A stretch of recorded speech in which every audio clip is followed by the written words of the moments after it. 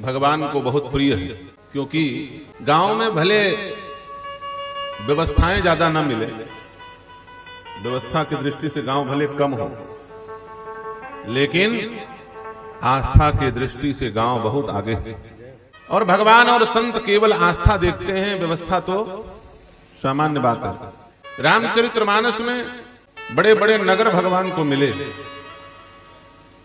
लेकिन भगवान उन शहरों की ओर आकर्षित नहीं हुए। सच बताइए, क्या अवधपुरी के समान नगर इस धरती में कोई दूसरा है?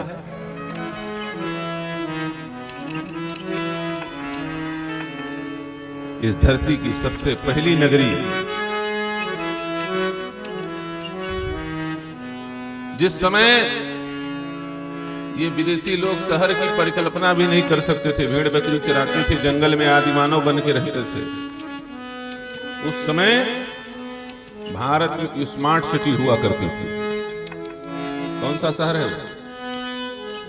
इस धरती का सबसे पहला शहर, और मैं तो कहता हूं पूरे धरती की राजधानी वही शहर हुआ करती थी।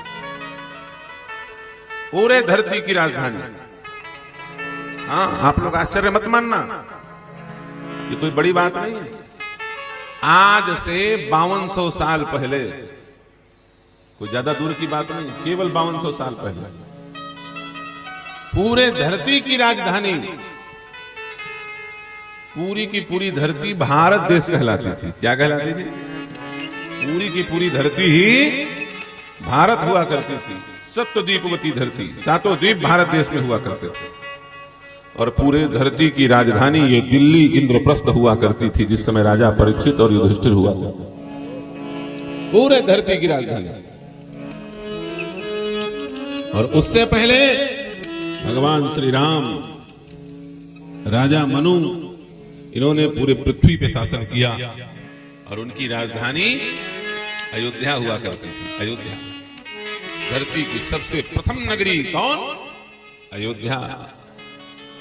अयोध्या, मथुरा, माया, ये शहरों का नाम है।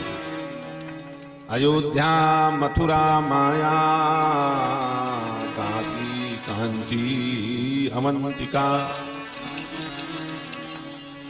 पुरी, द्वारावती चैव सप्तैते मोक्षदायकः। ये ऐसी सुंदर पुरी है, ये ऐसे सुंदर नगरी हैं कि जिनका नाम लेने से लोगों को मुक्ति की प्राप्ति हो जाती है। तुम कुछ मत करो, अयोध्या में जाकर के वास करने लग जाओ, मुक्ति मिल जाएगी। काशी में जाकर के बहुत भारी तपस्या नहीं करना, वहां वास भर करो, मुक्ति मिल जाएगी। ये भगवान की पवित्र नगरी, भगवान के पवित्र धाम, वहां वास करने मात्र से मुक्ति मिल जाती है।